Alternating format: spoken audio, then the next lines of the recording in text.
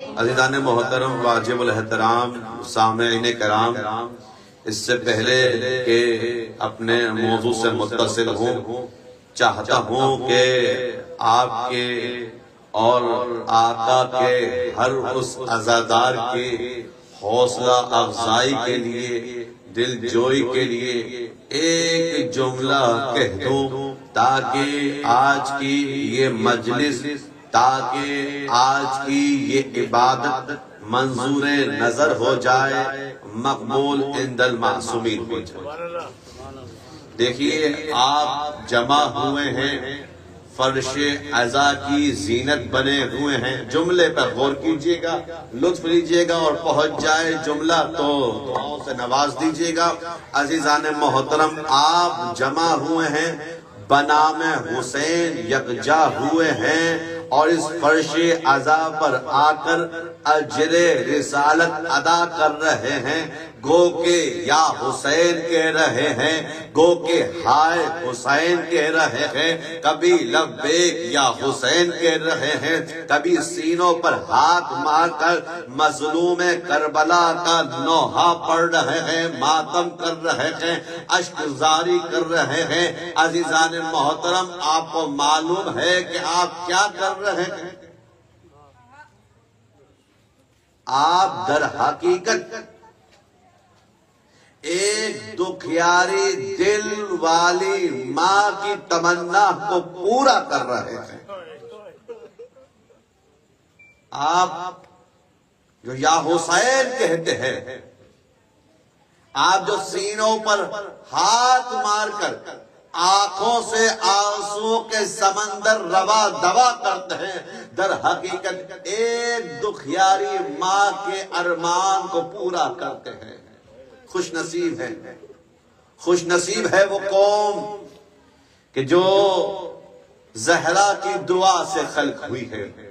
خوش نصیب ہے وہ قوم کہ جس کے لیے جنت کی ضمانت سیدہ نے لی ہے۔ آپ جانتے ہیں، میں موضوع سے متصل ہونے لگا ہوں، بس یہ چند جملے آپ کی حوصلہ افزائی کے لیے کہ آپ کو معلوم ہے کہ جب معلوم ہوا کہ بابا نے کہا کہ نہ آپ ہوں گی، نہ میں ہوں گا، نہ علی ہوں گے، نہ حسن ہوں گے، ماں تھی ممتا نے مجبور کر دیا، تڑپ کر کہہ دیا بابا پھر کون میرے حسین پر روئے گا؟ کہا بیٹا فکر نہ کر، اللہ اپنی قدرت خاص سے ایک قوم کو خلق کرے گا کہ جو اپنے غموں کو بھلا کر تیرے لال حسین کا غم منائیں گے۔ پر جب ماں نے سنا تو کہا بابا پس زہرا کا یہ وعدہ رہا کہ جنت میں نہ جائے گی جب تک اپنے لال حسین پر رونے۔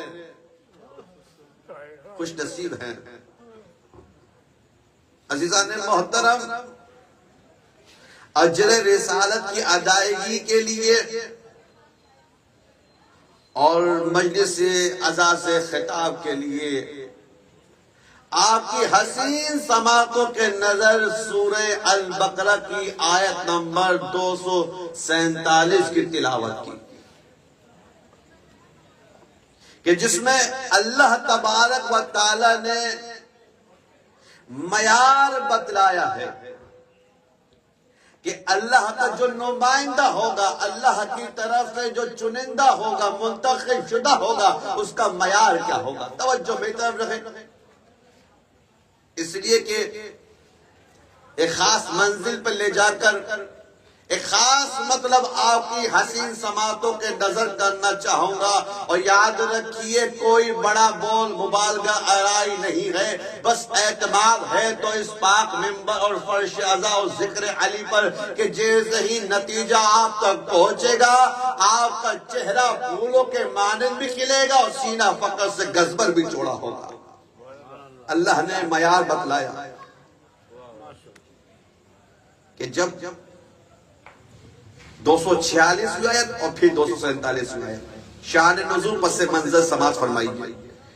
قوم ہے بنی اسرائیل کی، آیت میں نام نہیں گئے، آئی جناب موسیٰ کے بعد کسی ایک نبی کی طرف، اور ہاتھوں کو جوڑ کر کہنے لگی وہ قوم بنی اسرائیل کی، یا نبی اللہ، یہ جو جالوت ہے، یہ ظالم جابر فاسق حکمراں ہے. ہم چاہتے ہیں کہ آپ اپنے رب سے التجا کیجئے کہ وہ ہمارے لیے معین کر دے. توجہ، معین کر دے. آپ اپنے رب سے التجا کیجئے، درخواست کیجئے، دعا مانگیے، وہ منتخب کر دے ہمارے لیے کوئی ایسا رہنما کہ جس کے ساتھ ہم جالوت کا مقابلہ کر سکیں. یہ اس کا پس منظر ہے. 247 میں اللہ نے شاہد مثال پوری آیت کی تلاوت نے کی. اللہ تبارک و تعالیٰ نے ارشاد فرمایا کہ اللہ نے تمہارے لیے مشکل کشائی کے لیے طالوت کو چنا ہے جالوت کے مقابلے میں. کیوں چنا ہے؟ اللہ نے کہا ان اللہ اصطفیٰ علیکم، اللہ نے چنا ہے طالوت کو جالوت کے مقابلے میں. کیوں؟ اس لیے کہ طالوت میں دو چیزیں تھیں، اور صرف طالوت کے اندر نہیں بلکہ جو بھی نمائندہ خدا ہوگا جس دور میں ہوگا اس کے اندر یہ دو چیزیں ہوں گی. وہ دو چیزیں کیا ہیں؟ کہا فَازْدَادَهُ بَسْطَةً فِي الْعِلْمِ وَالْجِسْمِ. اللہ نے طالوت کو چنا جالوت کے مقابلے میں. اللہ نے طالوت کو نمائندہ بنایا قوم بنی اسرائیل کے لیے. کیوں؟ دو چیزیں تھی. توجہ میری طرف رکھے. دو چیزیں تھی، یعنی نمائندہ خدا میں دو چیزیں ہوں گی، ایک علم، دوسرا جسم. جسم کا تعلق ظاہر سے، علم کا تعلق باطن سے. یعنی اللہ بتلانا یہ چاہ رہا ہے جسے ہم چنیں گے وہ ظاہری اعتبار سے بھی لاجواب ہوگا، جسے ہم چنیں گے وہ باطنی اعتبار سے بھی لاجواب ہوگا. اب 246 آیتیں چند جملے ہیں تمیدن سماعت فرمائیے، پھر انشاءاللہ صلح موضوع میں داخل ہوں گا. اب قوم بھپر گئی. قرآن پڑھ رہا ہوں، سورہ بقرہ 246 اور 247 آیت. قوم کے تیور بگڑ گئے. وہی قوم جو نبی کے پاس آ کر کہہ رہی تھی بچا لیجئے، جالوت کے ظلم سے بچا لیجئے، جب طالوت کا انتخاب ہو گیا وہی قوم آ گئی. یہ کیا ہوا بھائی؟ کیا ہوا؟ اللہ نے طالوت کو کیوں چنا؟ کہا کیوں کیا ہوا؟ کہا اس لیے طالوت کے پاس مال دنیا میں سے کچھ بھی نہیں ہے. طالوت ہے غریب، تنگ دست، مال دنیا. آیت پڑھ رہا ہوں، مال دنیا میں سے طالوت کے پاس کچھ نہیں ہے. عزیزان محترم، مجلس کی ابتدا ہو گئی. پہلا مطلب رئیسی مطلب سماعت فرمائیے، یہی سے سمجھے سورہ البقرہ دوسرا سورہ موجودہ ترتیب کے اعتبار سے 246ویں اور 247ویں آیت سے سمجھے کہ دو نظریہ ہے. ایک نظریہ ہے اللہ کا، ایک نظریہ ہے دنیا والوں کا. اللہ جسے چنتا ہے اس کے اندر دو چیزیں رکھتا ہے، ایک علم کو رکھتا ہے، ایک جسمانی اعتبار سے مضبوطیت کرتا ہے. لیکن دنیا والے جسے چنتے ہیں وہ اس لیے چنتے ہیں کہ وہ مالدار ہوتا ہے. میرے ساتھ سفر کیجئے، آپ کو ایک خاص مقام پر لے جا کر مطلب ہدیہ کرنے لگا ہوں. ہم سمجھے، یہی سے سمجھے کہ اللہ جب چنتا ہے تو مال کو معیار. اب ہاتھ کو جوڑ کر چلے سوال کرتے ہیں، بارگاہ عزت میں پالنے والے کیا ہو جاتا؟ جہاں تو نے اپنے نمائندے کے لیے، اپنے حجت کے لیے علم کو معیار دیا، جسم کو معیار قرار دیا، مال کو بھی قرار دے دیتا، کیا ہو جاتا؟ بھائی نہیں، حاطف غیبی سے صدا آئے، اے سفیر علی تجھے کیا معلوم، ہم حال کے آئینے میں مستقبل کو پڑھ رہے ہیں. مال کو اگر معیار قرار دیتا، توجہ توجہ توجہ، ہاتھوں کو جوڑ کر بارگاہ عزت میں سوال کرنے لگا ہوں، پالنے والے کیا ہو جاتا اگر علم اور جسم کی طرح اپنی حجت کے لیے مال کو بھی معیار قرار دیتا تھا؟ کیا ہو جاتا؟ بھائی نہیں، آواز آئے تجھے کیا معلوم. اس لیے کہ اگر مال مال کو معیار قرار دیتا، مال پر قبضہ ہو سکتا تھا، مال پر ڈاکہ پڑ سکتا تھا، لیکن میں نے چاہا اپنے نمائندے کے لیے وہ چیز معیار قرار دوں جس پر نہ ڈاکہ ہو سکتا ہے نہ چوری ہو سکتی ہے، وہ علم ہے۔ جسے میں بناؤں گا وہ عالم ہوگا، جسے میں چنوں گا وہ باب مدینۃ العلم ہوگا، جسے میں چنوں گا وہ عالم علم لدنی ہوگا، جسے میں چنوں گا وہ خطیب منبر سنونی ہوگا، جسے میں چنوں گا وہ باب مدینۃ العلم ہوگا، وہ مصباح الہدیٰ ہوگا، وہ منار الہدیٰ ہوگا، وہ مرکز دار انعام ہوگا، وہ مشکل کشا ہوگا، وہ مظہر العجائب والغرائب ہوگا، وہ حلال مشاکل ہوگا، وہ برج انما ہوگا، وہ نیر کعبہ ہوگا، وہ سلطان انس والجان ہوگا، وہ متاع رب جلیل ہوگا، وہ ساقی کوثر ہوگا، وہ استاد جبرائیل ہوگا، وہ صاحب ذوالفقار ہوگا، وہ کلمۃ الرحمن ہوگا، وہ مفسر قرآن ہوگا، وہ عالم علم لدنی ہوگا، وہ دوش نبی کا سوار ہوگا، وہ قاتل قاسدین و مارکین و وارکین و ناقصین ہوگا، جسے میں چنوں گا وہ ہوگا جو ید اللہ بھی ہوگا، عین اللہ بھی ہوگا، جنب اللہ بھی ہوگا، لسان اللہ بھی ہوگا، قائد الغر المحجلین بھی ہوگا، امام المتقین بھی ہوگا، یاسب المسلمین بھی ہوگا، جسے میں چنوں گا وہ ہوگا۔ جب عرش منیر پر پہنچے گا تو اولا بنے گا، جب منبر خدیر پر پہنچے گا تو مولا۔ یا اللہ، جسے میں چنوں گا تو معیار علم کو قرار دیا۔ اب یہاں پر جملہ سماعت فرمائیے، کیا ہے یہ علم؟ موضوع آج کی تقریر کا، بلکہ یوں سن لیجیے آج کی تاریخی تقریر کا موضوع علم، عالم اور نظام ہدایت ہے۔ کتاب اصول کافی پہلی جلد دوسرا باب فضل علم، وہاں سے مطلب حدیث نقل کرنے لگا ہوں۔ علم کو سمجھیے تو عالم سمجھ میں آئے گا، عالم کو سمجھیں گے تو نظام ہدایت سمجھ میں آئے گا، جب نظام ہدایت سمجھ میں آئے گا تو محبت سمجھ میں آئے گی، جب محبت سمجھ میں آئے گی آشنگی سمجھ میں آئے گی، جب آشنگی سمجھ میں آئے گی تو اسلام سمجھ میں آئے گا، جب اسلام سمجھ میں آئے گا تو ایمان سمجھ میں آئے گا، جب ایمان سمجھ میں آ جائے گا تو پھر کفر کے نعرے نہیں ہوں گے، رافضی کے تانے نہیں ہوں گے، خودکش بمبار نہیں ہوں گے، برقع پہن کر مسجدوں سے فرار۔ علم کو سمجھیے، عالم سمجھیں گے، عالم سمجھیں گے نظام ہدایت سمجھیں گے، نظام ہدایت سمجھیں گے تو پھر مولا حسین کو سمجھیں گے، مولا حسین کو سمجھیں گے تو ان آنسوؤں کی قدر کو سمجھیں گے، ان آنسوؤں کی قدر کو سمجھیں گے تو رومال سیدہ کو سمجھیں گے، رومال سیدہ کو سمجھیں گے، جزائے سیدہ کو سمجھیں گے، جزائے سیدہ کو سمجھیں گے تو جنت کو سمجھیں گے۔ چھٹے امام امام جعفر صادق علیہ السلام، اللہم صلی اللہ محمد وآل محمد۔ فرمایا میرے مولا نے، عبادت العالم، عالم کی عبادت کیا ہے؟ افضل من عبادت عابد، عالم کی عبادت، علم والے کی عبادت، صاحب علم کی عبادت افضل ہے عابد سے۔ عابد کہتے ہیں عبادت گزار کو۔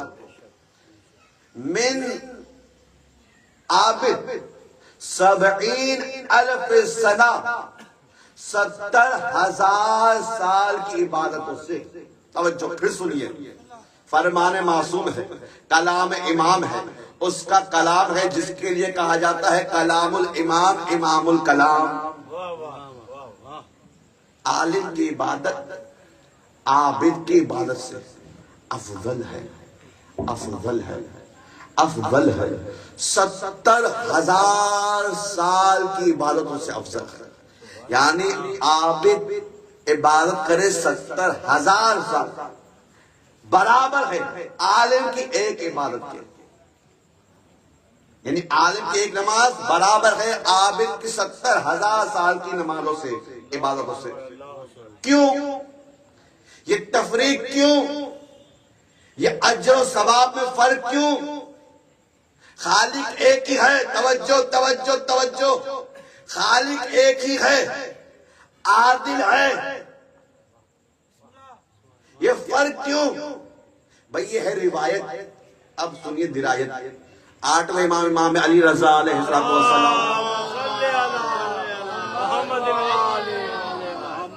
آقا نے فرمایا حدیث تروی خیر من حدیث تدری خیر من الف حدیث تروی۔ امام نے فرمایا ایک حدیث کو جان لینا، سمجھ لینا بہتر ہے ان 1000 حدیثوں سے جنہیں تم پڑھ کر نکل جاتے ہو۔ تو آئیے غور کرتے ہیں، 8ویں امام کے فرمان پر عمل کرتے ہیں۔ ان مطالب کو جو الفاظ میں نہیں ہے، پس پردہ ہیں، ان کو نکالتے ہیں اور چلے میں ایسا سفر کیجئے مجہول سے معلوم کی جانب۔ کیا وجہ ہے عابد کی 70,000 سال، عالم کی ایک عبادت برابر ہے، برابر ہے، برابر ہے؟ مثال دیتا چلو تاکہ بات واضح ہو اور پھر نتیجہ ہدیہ کروں گا۔ عزیزان محترم، میں نے بہت سوچا، غور کیا، اس نتیجے پر پہنچا کہ پانی کنویں کا ہے پاک، ایک پانی ہے کنویں کا، ایک پانی ہے سمندر کا، سمندر کا کنویں کا پانی ہے پاک، سمندر کا پانی بھی ہے پاک، کنویں کا پانی ہے طاہر، سمندر کا پانی بھی ہے طاہر، کنویں کا پانی ہے مطہر، سمندر کا پانی بھی ہے مطہر۔ عزیزان محترم، عابد عبادت کرے، عابد بھی عبادت کرے، عالم بھی، فرق کیا ہے؟ فرق یہ ہے کہ جس طرح سے کنویں کا پانی طاہر ہے، مطہر ہے، سمندر کا پانی بھی طاہر ہے، مطہر ہے، لیکن فرق یہ ہے سمندر اور کنویں کے پانی میں، کنویں کا پانی جہاں ہے بس وہی جگہ پاک ہے، سمندر جہاں جہاں سے گزرتا ہے وہاں وہاں کو جگہ کو پاک کرتے ہوئے گزرتا ہے۔ اب سمجھے، عابد کی عبادت ہے اپنے لیے، عالم جہاں جہاں سے گزرتا ہے خوشبو علم کو بانٹتے ہوئے، خوشبو علم کو بانٹتے ہوئے گزرتا ہے۔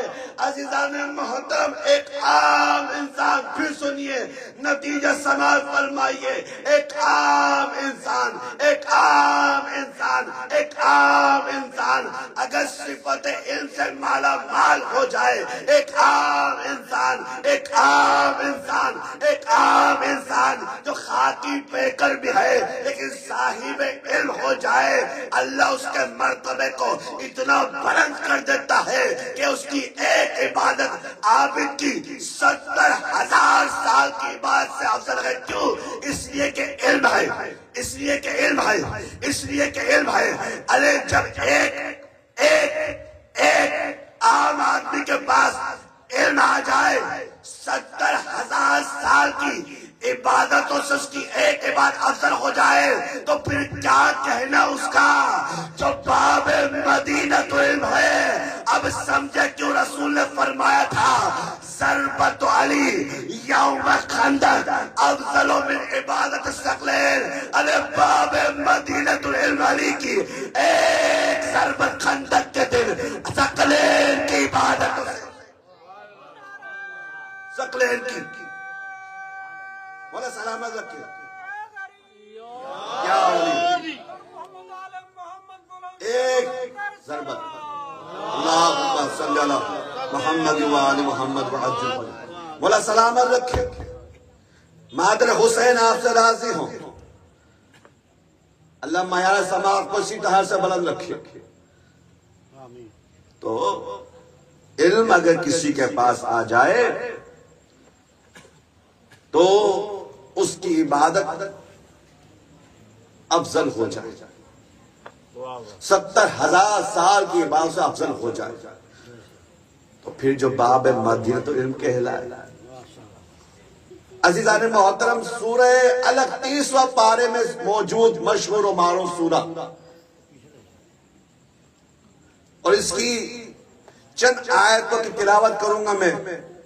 تاکہ فرق واضح ہو سکے امت میں اور سردار امت میں،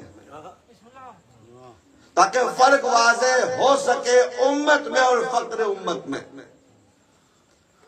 سورہ علق 30واں پارہ ذہنوں میں یہ حوالہ محفوظ رہے۔ ارشاد پروردگار ہوا بسم اللہ الرحمن الرحیم، اقرا بسم ربک الخلق خلق الانسان من علق۔ پڑھو اے حبیب اپنے رب کے نام سے جس نے خلق کیا، اور خلق کیا انسان کو من علق جمع ہوئے خون سے۔ پھر آگے چل کر کچھ آیتیں چھوڑ کر اللہ نے ارشاد فرمایا اے انسان جسے میں نے خلق کیا ہے ایک جمع ہوئے لوتھڑے سے، خون کے لوتھڑے سے۔ تیری اوقات یہ تھی جب تو شکم مادر سے باہر آیا تو جاہل تھا، لیکن اللہ نے اپنے لطف و احسان سے علم الانسان ما لم یعلم، وہ سب کچھ بتلا دیا، وہ سب کچھ سکھلا دیا جو وہ جانتا نہیں تھا۔ یعنی انسان خلق ہوا جمع ہوئے خون کے لوتھڑے سے، جاہل خلق ہوا۔ انسان جب خلق ہوا تو دو عیبوں کے ساتھ ہر انسان، چاہے غریب ہو، چاہے امیر ہو، چاہے دیہاتی ہو، چاہے شہری ہو، چاہے مغربی ہو، چاہے مشرقی ہو، چاہے گورا ہو، چاہے کالا ہو، چاہے مرد ہو، چاہے عورت ہو، ہر انسان جب خلق ہوتا ہے دو عیبوں کے ساتھ خلق ہوتا ہے۔ پہلا عیب یہ ہے کہ وہ جاہل ہوتا ہے، تبھی تو علم الانسان ما لم یعلم، اور دوسرا عیب یہ کمزور پیدا ہوتا ہے۔ ایسا ہے کہ نہیں؟ پر میرے ساتھ ساتھ سفر کیجئے گا، سماعتیں بیدار ہے نا، اس لیے کہ جو یہاں بیدار ہے وہ وہاں بھی بیدار ہوگا۔ انسان خلق ہوا دو عیبوں کے ساتھ۔ انسان جب شکم مادر سے آیا، دنیا فانی میں آ کر کھولی، دو عیب کے ساتھ آیا۔ پہلا عیب یہ جاہل پیدا ہوا، اللہ نے علم دیا، اللہ نے سکھلایا، استاد کو مربی کو وسیلہ بنایا۔ اور دوسرا عیب یہ تھا کہ انسان کمزور پیدا ہوا، اتنا کمزور کہ اگر جسم پر مکھی بھی بیٹھ جائے، توجہ اس لیے کہ وہ ذکر کرنے لگا ہوں جو وسائل کا محتاج نہیں ہے، اور یہ خدا داد مملکت پاکستان کا شہر قائد کراچی ہے جس نے اس بات کو ثابت کیا ہے کہ آندھی آئے، طوفان آئے، بارشیں آئے، سختیاں آئے، پابندیاں آئے، جو نہ رک سکا تھا وہ ذکر حسین ہے، جو قیامت تک جاری رہے گا وہ ذکر حسین۔ اس لیے کہ ذکر وسائل کا محتاج نہیں ہے۔ اللہ نے انسان کو خلق کیا دو عیبوں کے ساتھ۔ پھر سنیے، اللہ نے انسان کو خلق کیا دو عیبوں کے ساتھ۔ پہلا عیب یہ تھا انسان جو پیدا ہوا جاہل تھا، دوسرا عیب یہ تھا اللہ نے جب انسان کو خلق کیا تو کمزور تھا۔ یہ ہے انسان، یہ ہے انسان، یہ ہے انسان، اور یہی ہے امت۔ عزیزان محترم، یہی فرق ہے امت میں اور سردار امت میں، یہی فرق ہے امت میں اور فخر امت میں، یہی فرق ہے امت میں اور علی مرتضیٰ میں۔ امت جب پیدا ہوتی ہے جاہل پیدا ہوتی ہے، امت جب پیدا ہوتی ہے کمزور پیدا ہوتی ہے، لیکن جسے اللہ اپنے نور خاص سے پیدا کرتا ہے ایسا عالم پیدا کرتا ہے، آگوش رسالت میں آ کر کہتا ہے یا رسول اللہ کیا سنیں گے؟ توریت سناؤ، زبور سناؤ، انجیل سناؤ، یا وہ قرآن جو ابھی نازل نہیں ہوا، اور ایسا طاقتور بنا کر پیدا کرتا ہے کہ حالت گہوارے میں ہو، کم سن ہو، نو مولود ہو، اور ازدے کے دو حصے کر دے۔ ہم سمجھے، یہی سے سمجھے کہ خلیفہ الہی وہ نہیں ہوگا جو ازدے کو دیکھ کر رو دے، بلکہ خلیفہ الہی وہ ہوگا جو حالت گہوارے میں اللہ اجگر کو چیر. سبحان اللہ.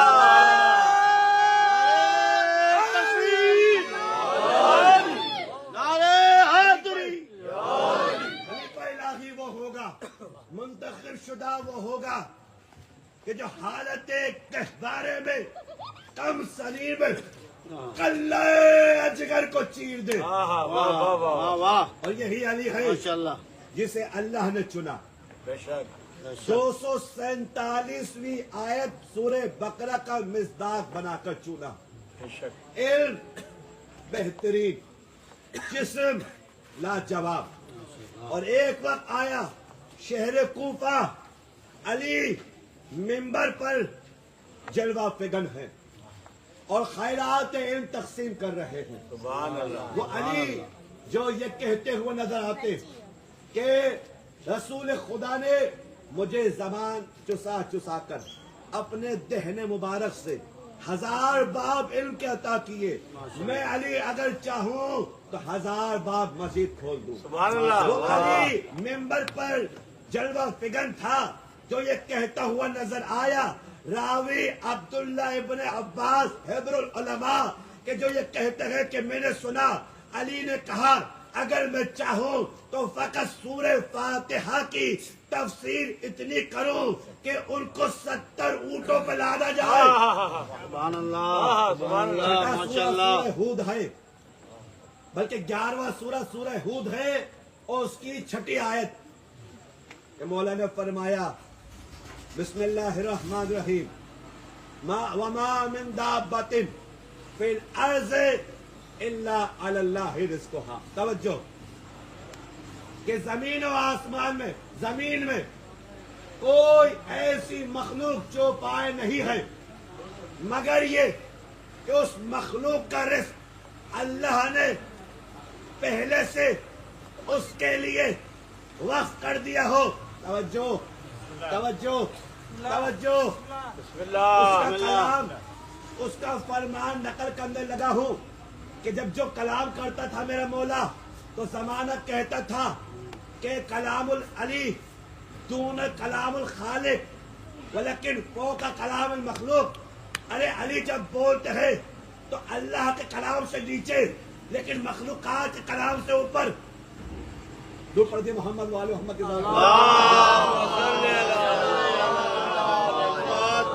میرے مولا نے فرمایا وما من دابۃ فی الارض الا علی اللہ رزقها. کوئی مخلوق ایسی نہیں. وہ تو وہ ہے کہ وہ جگہ جہاں کوئی اپنا نہیں جا سکتا، وہ جگہ جہاں روشنی کا گزر نہیں تھا، پر جب بندہ شکم مادر میں تھا اللہ نے تب بھی اس کے لیے اس کا انتظام کیا. میرے مولا نے آیت کی تفسیر بیان کرنا شروع کی. میرے مولا نے فرمایا توجہ توجہ توجہ. اے آقا علی کے چاہنے والوں، اے مولا علی کے نمک خواروں، تمہارے مولا رزق کو بیان کرنے لگے ہیں اور سورہ ہود کی آیت نمبر 6 کی تفسیر کرنے لگے ہیں. فرمایا کہ رزق کی 2 قسمیں ہیں. رزق کی 2 قسمیں ہیں. ایک وہ قسم جسے تم ڈھونڈتے ہو، تم تگو دو کرتے ہو، پسینوں میں شرابور ہوتے ہو تاکہ وہ رزق تم تک پہنچے. اور ایک قسم رزق کی وہ ہے کہ جو تمہارے پیچھے ہے، جو تمہیں مل کر رہے گا. اب میرے مولا نے یہ کہا، ایک نے دوسرے سے کہا آج دیکھنا نعوذ باللہ نقل کفر نہ باشد. آج دیکھو ایسا سوال کروں گا کہ نعوذ باللہ علی خاموش ہو جائے گی. علی یہ بتائیے، آپ نے کہا کہ اس کی ایک قسم یہ ہے کہ جو اس کے پیچھے پیچھے، انسان آگے آگے رزق پیچھے پیچھے، انسان جہاں جائے رزق پیچھے پیچھے جائے، اس کو وہ مل کر رہے گا. یا علی فرض کیجئے ایک بندہ ہے، فرض کیا ایک کمرہ ہے، فرض کیا بندہ کمرے کے اندر ہے، فرض کیا دروازہ بند ہے، فرض کیا کھڑکیاں بند ہیں، فرض کیا تمام سراغ چھید بند کر دیے، فرض کیا باہر پہرا بٹھا دیا، ہاتھ میں تلوار تھما دی، فرض کیا۔ یا علی اب بتلائیے، دروازہ بند ہے، باہر تلوار لیے بندہ بیٹھا گئے، کھڑکیاں بند ہے، چھید بند ہے، کمرے کے اندر ہے، رزق کیسے پہنچے گا؟ توجہ ہے؟ مولا سلامت رکھے، مولا آباد رکھے، مولا کوئی غم نہ دے سوائے غم حسین کے۔ یا علی یہ بتلائیے، آپ نے کہا کہ رزق ایک قسم یہ ہے کہ انسان کے پیچھے پیچھے آتا ہے۔ اب انسان ہے کمرے کے اندر، کمرہ ہے بند، باہر ہے پہرا، کھڑکیاں ہے بند، سراغ ہے بند، ہر چیز ہے بند، باہر والا اندر نہیں آ سکتا، اندر والا باہر نہیں جا سکتا، رزق کیسے پہنچے گا؟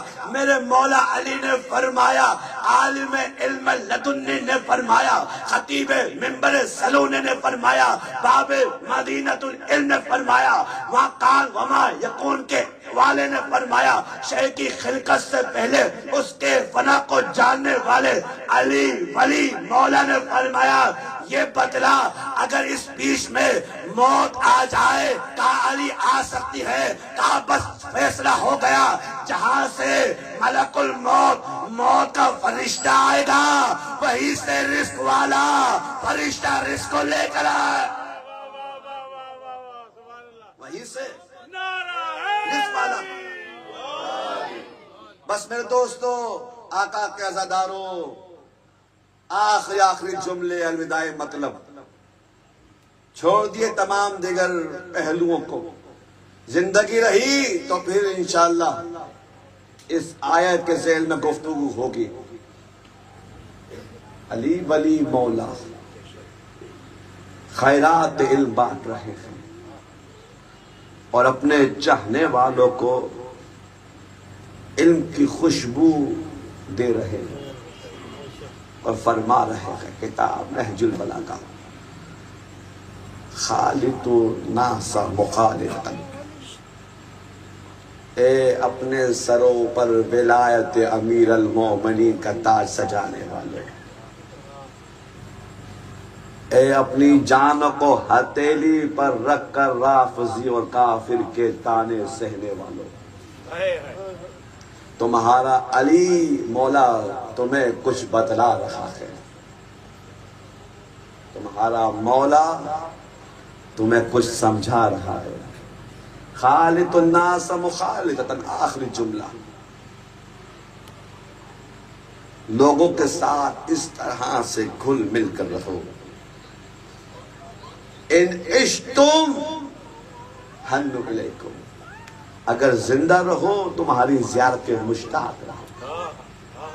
جملہ ہدیہ کر دوں، بات کو مزید کھول کر واضح کر دوں تاکہ مزید یہ چمکتے ہوئے چہرے دھمکنے لگے اور آقا کی عظمت کو سلام کرنے لگے اور اپنا سینہ جوڑا کر کر کہے، کون ہے مجھ جیسا مثل فطرس، کون ہے مجھ جیسا کہ جس کا آقا دنیا اور آخرت میں علی ہے۔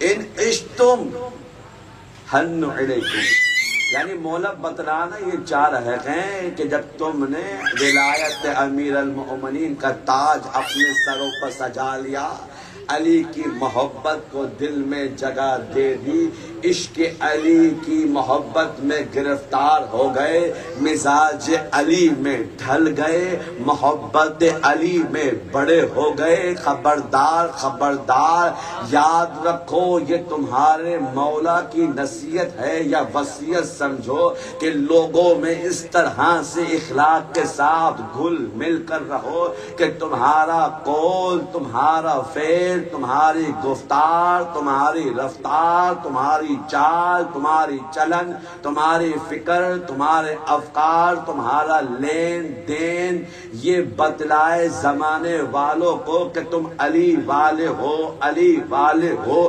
علی والے ہو، اور زمانے والے تمہیں دیکھ کر یہ کہنے پر مجبور ہو جائے ارے جب یہ ایسا ہے تو اس کا امام کیسا ہو؟ وَإِن مِتُّمْ، اور اگر تم خدا نخواستہ مر جاؤ، بقوا علیکم، تو تم پر گریہ کرے۔ یہ ہے صاحب علم جسے اللہ چنتا ہے، جسے اللہ منتخب کرتا ہے، اور یہی تو وہ علی کہ عصر عاشور جب چھوٹی شہزادی کے دامن میں آگ لگی، میں نے تو کچھ کہا بھی نہیں، آپ کی آہ کی صدا بلند ہوئی، آپ کی آہ کی صدا بلند ہوئی، شہزادی دو جہاں آپ سے راضی ہوئی۔ اللہ آنکھوں سے نکلنے والے ان موتیوں کو رومال سید ہمیں جگہ عطا کرے، اس لیے کہ جانتے ہو نا یہ جو آنکھ سے آنسو نکلتے ہیں، یہ جو اشک حسینی ہیں، یہ تمہارے مولا حسین کے زخموں کا مرہم ہے۔ ابھی حمید بن مسلم ہے، کہتا ہے میں نے دیکھا ایک کم سن بچی جس کے دامن میں آگ لگی ہوئی، کبھی اس جانب دوڑتی کبھی اس سمت کو دوڑتی، میں قریب آ کر کہنے لگا بچی کدھر کو جانا چاہتی ہے؟ وہ شہزادی کہنے لگی اے اجنبی اگر احسان کرنا چاہتا ہے مجھے نجف کا پتہ بتلا دے۔ حمید کہتا ہے میں نے سوال کیا بچی نجف تو بہت دور ہے، وہاں جا کر کیا کرے گی؟ وہ کہنے لگی ارے وہاں میرا دادا علی رہتا ہے، ارے میں اپنے دادا علی سے اللہ اکبر، اجرکم اللہ، اجرکم الزہرا، جزاک اللہ، جزاک اللہ، اللہ کوئی غم نہ دے سوائے غم حسین کے، میرا دادا مشکل کشا ہے، ارے میں اپنے مشکل کشا دادا علی سے اپنی غربت بیان کروں گی۔ دادا میرے دامن کو آگ لگ گئی، دادا میرے سر سے ندا چھین لی گئی، دادا میرے رخسار زخمی ہے، ارے دادا میرے کانوں سے گوشوارے۔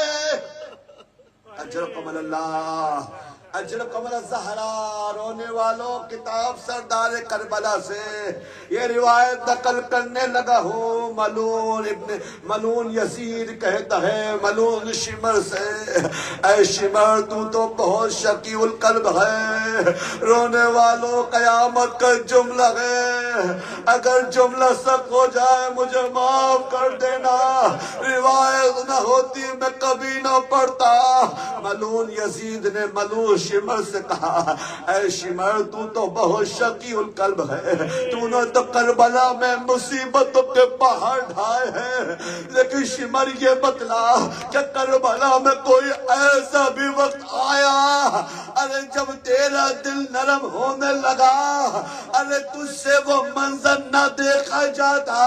رونے والوں رونے کے لیے ہی جملہ کافی ہے کہ ملون نے کہا ہاں امیر ایک وقت ایسا آیا صاحبان اولاد موجود ہے، میں بھی صاحب اولاد ہوں، آج حسین کی اولاد، آج جو تعویذ حسین، آج جو دعائے حسین سکینہ کی مصیبت پر روئے گا وہ قیامت تک کبھی اپنی اولاد کا ماتم نہ کرے گا۔ ملون کہتا ہے ہاں میں نے دیکھا عصر عاشور تھا، حسین زخموں سے چور تھا، حسین کے تمام ساتھی مارے گئے، حسین کا اکبر نہ رہا، حسین کا قاسم پامال ہو گیا، حسین کے عباس کے بازو قطع ہو گئے، حسین نے اپنے لال علی اصغر کی ننھی سی گردن سے تیر جفا کو کھینچ لیا۔ اب وقت آخر تھا، حسین تھا سر کو جھکائے ہوئے ایک مرتبہ کہنے لگا الوداع الوداع اے سکینہ، یہ وقت رخصت ہے، تمہیں اللہ کو سونپا ماتا، معلوم کہتا ہے امیر میں نے دور سے دیکھا حسین کا دیار خیر میں غربت کے عالم میں تپتے ہوئے صحرا میں تین دن کے بھوک و پیاس کے عالم میں جیسے یہ کہنا الوداع خیام حسینی کا پردہ اٹھا ایک کم سن بچی ننھے ننھے قدموں کو بڑھاتے ہوئے حسین کے ابا کے دامن کو تھام کر کہنے لگی ہے نیند آئے گی جب آپ کی بو پاؤں گی بابا میں رات کو مقتل میں چلی آؤں گی بابا عجیب امتحان حسینی تھا حسین کی آواز تبدیل ہوئی لرزتی ہوئی کیا سن رہے کو ماتار حسین نے کانپتی ہوئی آواز میں ایک مرتبہ کہا نکلتی نہیں سیدانیاں باہر رات میں سلائیں گی تمہیں مادر حسین نے ایک مرتبہ ننھے ننھے ہاتھوں کو ارے سکینہ شہزادی کے ہاتھوں کو ابا کے دامن سے ہٹایا ابا کے دامن سے ہٹا کر اللہ جانے یا حسین جانے یا وہ تمہارا امام جانے جو آج بھی پسے پردہ حسین کی ہی مظلومیت کو ارے سوچ کر خون کے پرسا دیتا ہے رونے والوں حسین نے سکینہ کے ننھے ننھے ہاتھوں کو تھاما ابا کے دامن سے ہٹا کر کہا اے میری شہزادی تیرے بابا کے مقدر میں شہادت ہے ارے تیرے مقدر میں یتیمہ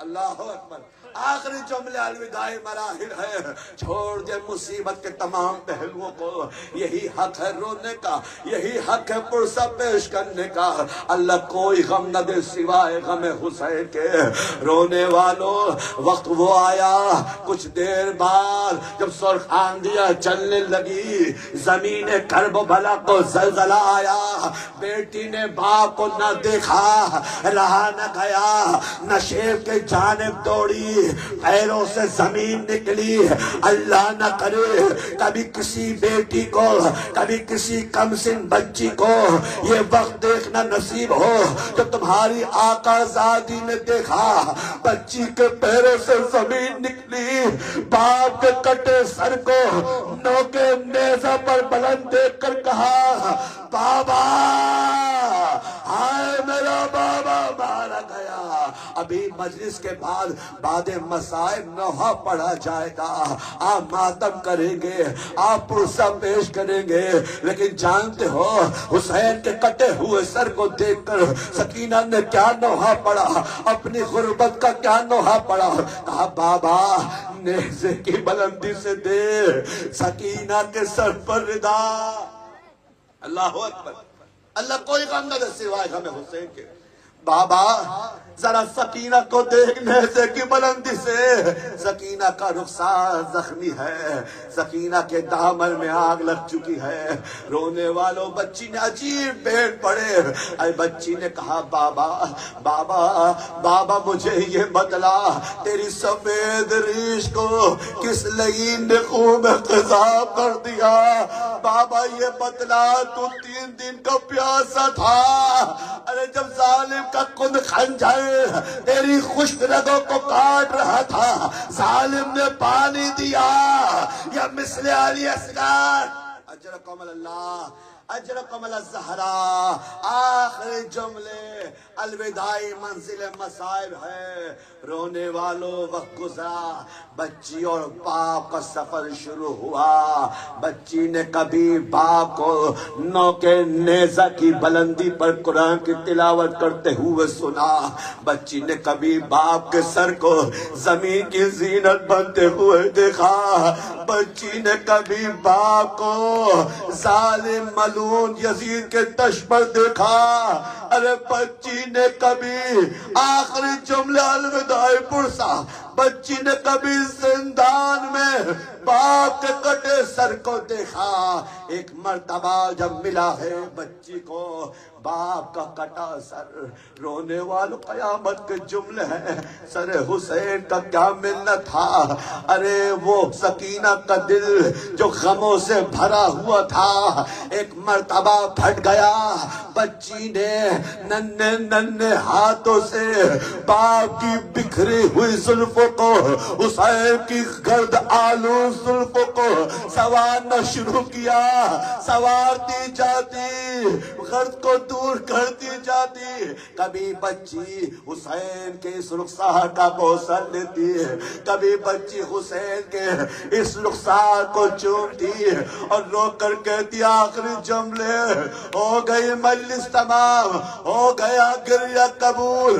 رونے والوں بچی نے عجیب قیامت کا جملہ کہا جسے سننے کے بعد ہر کوئی کہہ دی، ارے منہ پیٹ کر ماتم کرنے لگا، کہا بابا بابا ذرا سکینہ کو تو دیکھ میرے بابا، تجھے معلوم ہے کہ تیری سکینہ کو تیرے سینے پر نیند آتی تھی، لیکن سکینہ کا مقدر دیکھ بابا، ارے شام کے بچے نرم نرم بستر پر میرا بچھونا دیکھ بابا، بابا بابا بابا ذرا دیکھ تو صحیح، شام کے بچے نرم نرم تکیوں پر سر رکھ کر سوتے رہے، بابا تیری سکینہ ارے مٹی کا تکیہ بنا کر۔